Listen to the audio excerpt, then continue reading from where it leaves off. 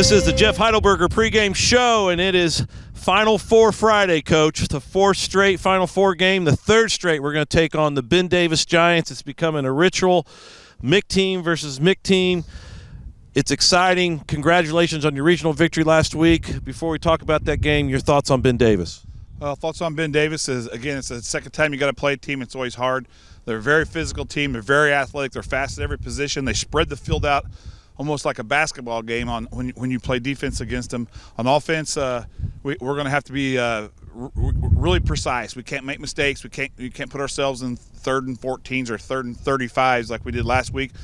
We got to watch the turnover battle there. We got to run the ball and be physical and make big plays. Throw the ball down the field when we have to and when we get an opportunity. But the big thing is to limit Ben Davis's big plays tonight, making them where they can't make them on defense or on offense. Last week, Lawrence North, they had us on the ropes, I guess you could say, a little bit there. And midway through the second half, it was a 22-19 ball game, but we settled down and we made the plays when we had to make them and ended up winning by double digits. One of the things they did is they pushed us by throwing the football. Do you see Ben Davis continuing to do that and throwing it downfield, or do you see him going more sideline to sideline? Well, they only ran the ball 4 times against us last time out of 64 plays. So Ben Davis is going to throw the ball all over the field. They're going, especially to the flats, and then they're going to try to hit you deep, and they'll work this way and throw back over the top. They just got a lot of things. If we go back to Lawrence North, though, Lawrence North did a great job. They had the perfect storm hit. You know, we weren't very focused. We were cold. We didn't handle the weather. We didn't handle the ride. Nothing about that game did we handle like our teams usually handle when we're on the road. So that's okay. We won a game when we weren't focused and we weren't at our best. We had a lot of penalties at costly times. We had mistakes at costly times. Everything was playing right into what they do. Their big plays, their trick plays they run. Usually you can't win with trick plays the whole time, and they were doing a good job with it. But when push come to shove, we took control of the game and our defense stopped them. Tonight, when we play Ben Davis, at some point in the game, we're going to have to stop them on defense like you do every game you ever play as a football player, a football coach. We have to be able to defend the flats, defend the deep balls. We have to be able to tackle, though. Tackling is going to be of essence. When they spread you out, they also want to run the football. So we're going to have to come out and make some one-on-one tackles. I believe in our guys. I know our kids are tough, and we'll do that. We've done it for 26 straight games. On offense, though, we got to run the football hard at them. We got to take some time off the clock, and we got to make this game a short game. The question of the week, we were going to potentially have a guest. I don't think he was able to make it, but it comes from a school board member, a former Trojan, Scott Alexander. He watched it last week. He loved it.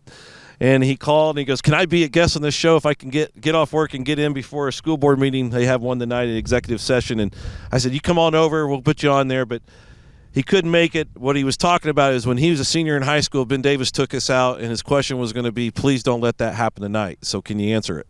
Well, we're going to try. I remember you got to understand there's one thing. It's just too cold for Scott to be out here tonight, or he would have come. I'm just teasing. I love you, Scott Alexander. You do a great job. You do a great job for our community and a great job for Center Grove schools. So keep doing it.